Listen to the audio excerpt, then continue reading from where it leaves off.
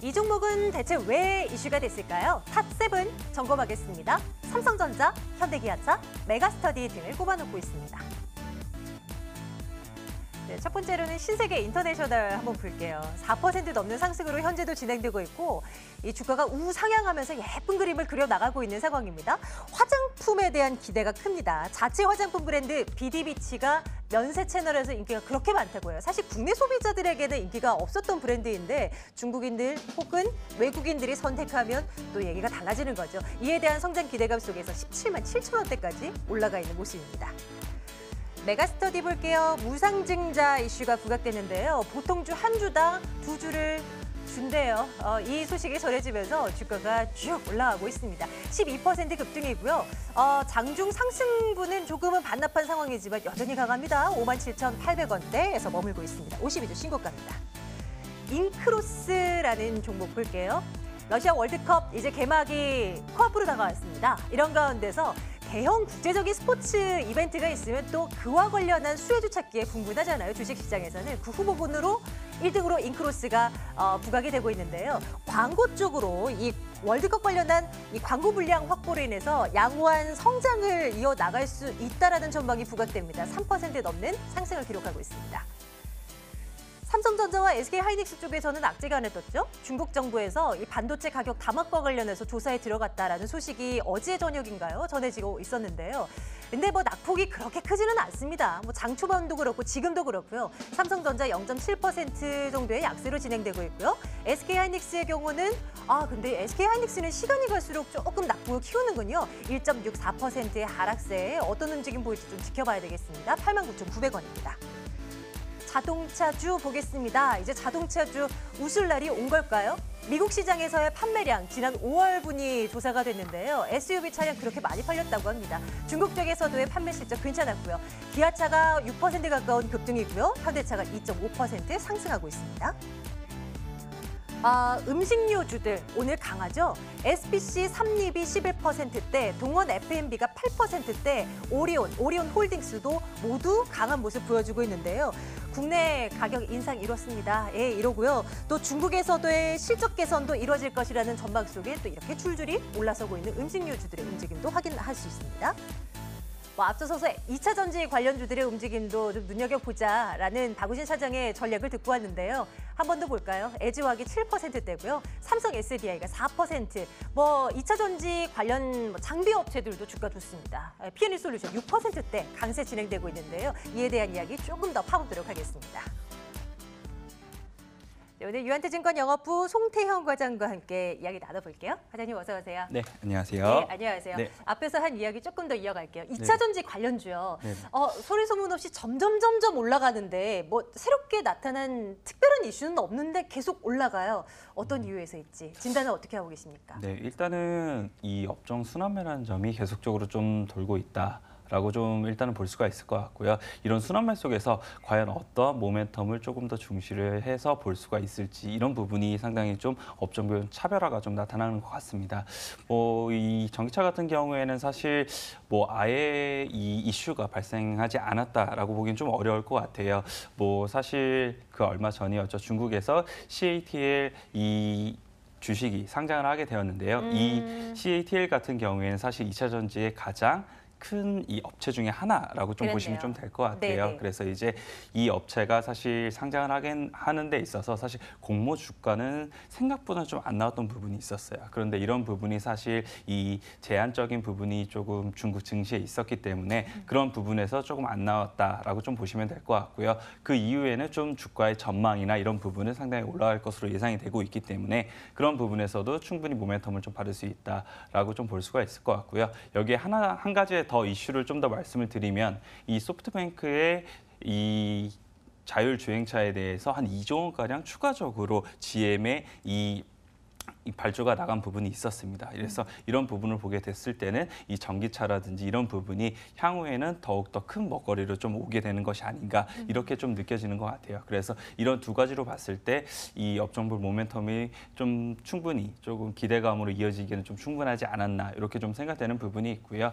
이 이제 2차 전지에 관련된 종목들 중에서 이 캐파 증설의 이런 부분이 완료가 되고 이제 매출액 증대로 좀 이어질 수 있는 부분이 좀 이 가시화될 수 있는 종목들이 좀 나타나고 있는 것 같습니다. 뭐 네. LNF라든지 일진 머터리얼즈라든지 이렇게 두 종목들 같은 경우에는 이 캐파 증설이 완료가 되었고 그런 부분에서 충분히 매출액이나 실적이 이 점프업이 될 수가 있기 때문에 그런 부분에서 섹터 자체가 크게 좀 움직이고 있는 게 아닌가 이렇게 좀 네. 볼 수가 있을 것 같습니다. 의견은 어떻게 할까요? 2차 전지 관련주 의견 네네. 좋아요 갈까요? 네, 좋아요를 좀 드리고요. 네. 뭐 지금은 사실 이제 한국산 배터리에 대해서 중국에서 이제 보조금을 뭐 다시 지급을 한다거나 이런 모습을 좀 보이고 있지는 않지만 만약에 향후에도 이런 중국과의 관계 개선이 진행됨에 따라서 만약에 이런 보조금이 이 지급이 되게 된다라면 그런 부분에서는 상당히 주가의 흐름이나 이런 부분이 좀 좋아질 걸로 예상하고 있습니다. 만약에 그런 뉴스가 정말 전해진다면 그야말로 2차 전지 관련주들 불이 제대로 붙는 날이 될 것 같아요. 좀 선취회를 해볼 만한 종목은 없겠습니까? 혹시 말씀해 주셨던 뭐 LNF나 네네. 뭐 이런 종목들 눈여겨봐도 돼요? 일진 머티리얼즈 아까 말씀해 주셨던가요? 네, LNF 같은 경우에도 뭐 말씀을 드렸던 것처럼 일단은 이제 캐파 증설이 어느 정도 완료가 되었고 그런 부분이 충분히 매출액으로 계속적으로 이어질 수 있다라고 좀 볼 수가 있는 것 같아요. 이래서 이런 부분에서 조금 접근을 해볼 수 있다라고 말씀 좀 드리고 싶고요. 뭐 양극재 업체를 조금 말씀을 드렸으니까 음극재 업체도 좀 말씀을 좀 드려야 될 것 같은데요. 대형주에서는 역시 포스코 캠텍 빼놓고 얘기할 수는 좀 없을 것 같고요. 네. 다만 이제 뭐 대주전자 재료 같은 경우에는 뭐 음극재 관련된 첨가물을 만드는 업체이기 때문에 네, 그런 네. 부분에서도 또한 접근을 좀 가능해 보인다라고 맞아요. 말씀 좀 예. 드리고 싶습니다. 예전에도 계속 그 관련한 종목들 계속 말씀 주셨었잖아요. 네, 그렇죠? 그렇습니다. 예, 네네. 전혀 시각의 변동 없습니다. 네네. 2차 전지 관련주들 전체에 대한 시각 괜찮고요. 그 가운데서도 우리가 눈여겨볼 만한 종목들도 한번 챙겨보도록 할게요.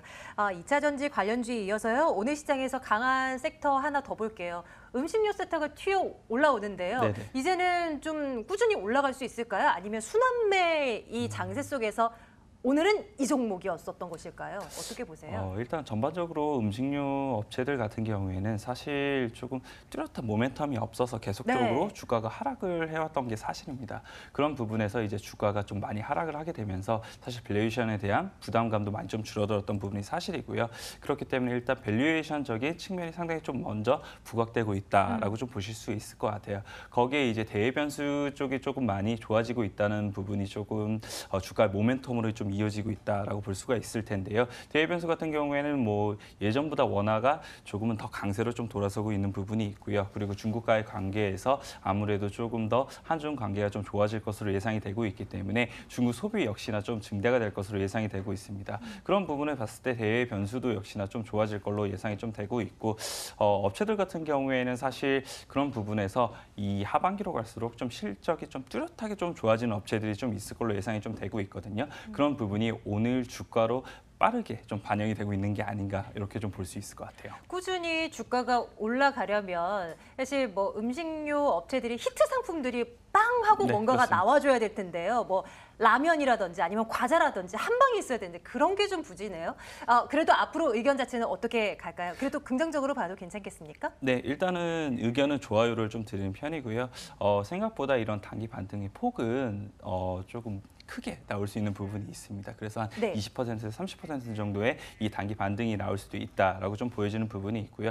다만 이제 너무나 큰 수익률을 좀 기대하시고 저가에서 좀 들어가시는 분들이 있잖아요. 그런 분들은 조금 생각보다 음식료 업체 자체가 조금 주가의 모멘텀이나 이런 부분은 계속적으로 확인해야 되는 부분은 있어요. 그렇기 때문에 조금 단기적으로 어느 정도 수익이 좀 달성을 하시게 되면 네. 그런 부분에서는 조금 수익 실현을 하시고 나오시는 게 좀 좋지 않을까. 이렇게 좀 말씀드리고 싶습니다. 너무 큰 욕심은 네네. 좀 버리는 것이 좋다. 네. 네, 좋습니다. 이번에는요 자동차주 한번 볼까요?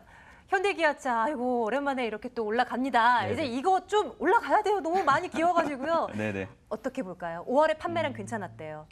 네, 5월 판매량 같은 경우에 미국에서 상당히 좀 괜찮았다라고 좀 얘기가 나왔는데요.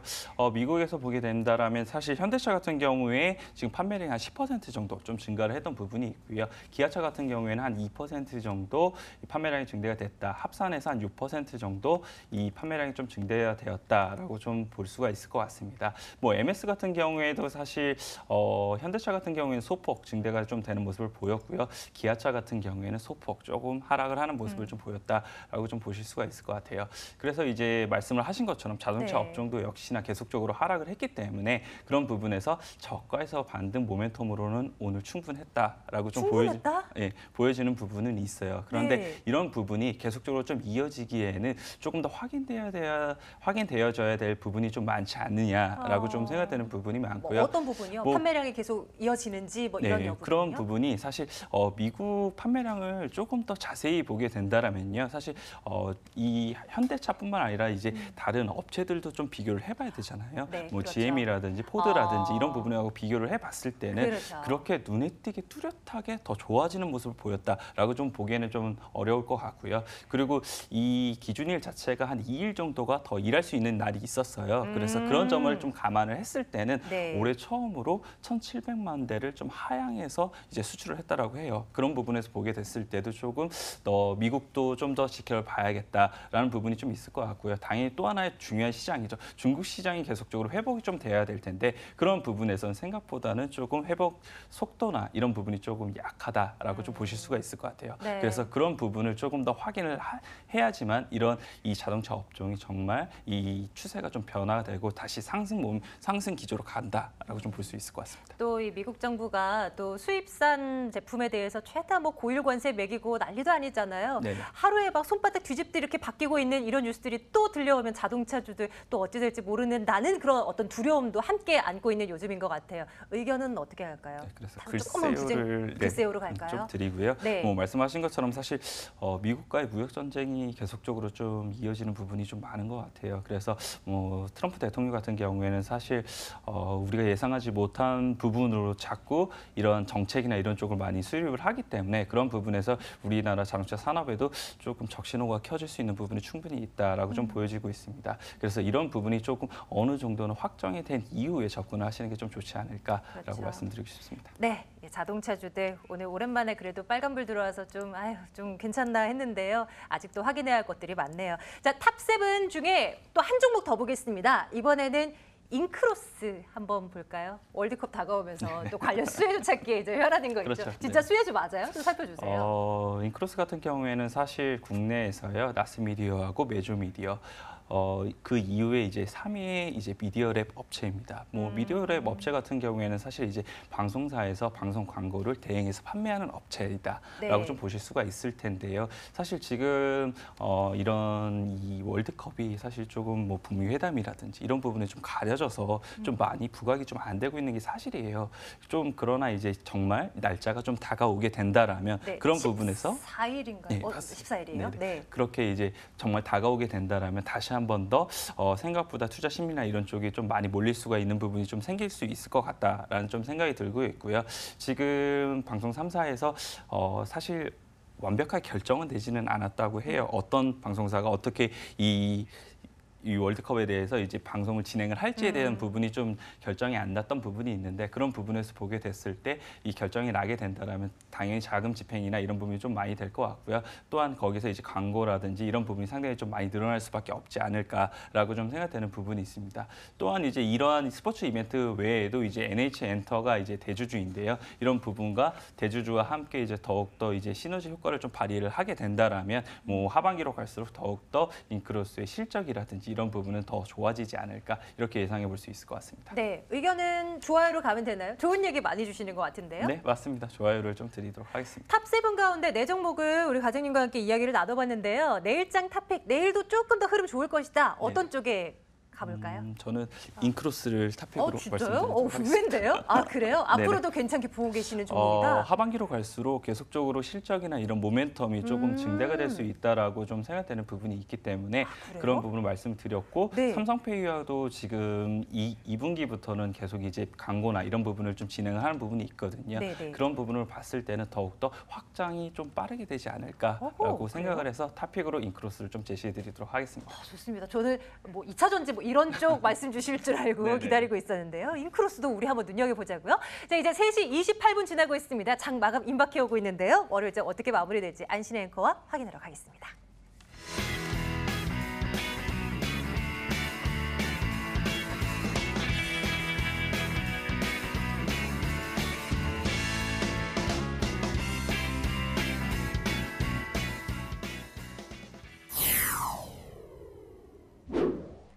네, 코스피가 2,440선에서 보합세를 이어갔습니다. 3거래 연속 상승세 이어갈 수 있을 것으로 보이는데 호가 살펴보도록 하겠습니다.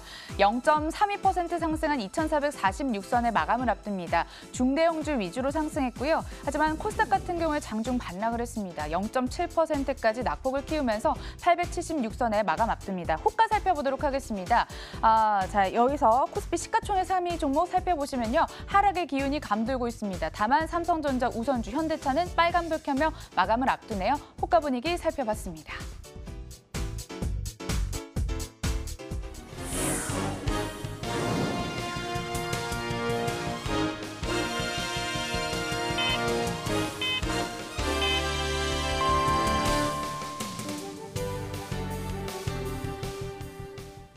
이번 주 첫 장이 마감이 됐습니다. 북한과 미국의 관계가 진전이 되고 또 남북 고위급 회담 역시 순조롭게 진행이 되면서 투자 심리가 개선됐다는 분석이 있었습니다.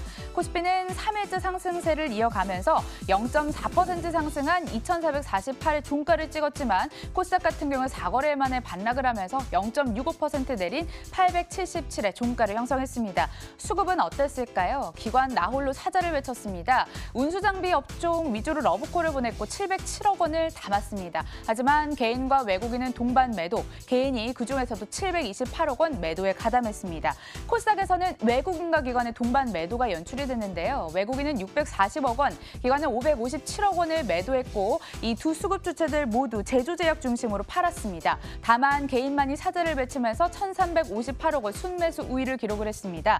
자, 이어서 가상화폐 관련주 살펴보도록 하겠습니다. 중국 쪽에서 비트코인 거래를 다시 허용할 조짐이 보인다는 보도가 일자 관련주의 기대감이 쏟아졌습니다. 위지트가 14%까지 급등을 했고요. SG솔루션즈 4% 강세흐르, 에이티넘 인베스 같은 종목도 3.51% 오르면서 오늘장을 형성을 했습니다. 종목으로는 한화 갤러리아 타임월드 살펴볼게요. 대규모 BW 발행 소식에 약세를 면치 못했습니다. 약 500억 원 규모였는데요. 11%까지 하방 압력을 크게 받으면서 43,900원의 종가를 형성했습니다. 오늘 장 초반만 하더라도 49,000원대에서 출발을 했지만 가격은 43,900원의 종가를 형성했습니다. 이렇게 해서 마감 상황까지 함께 살펴봤습니다.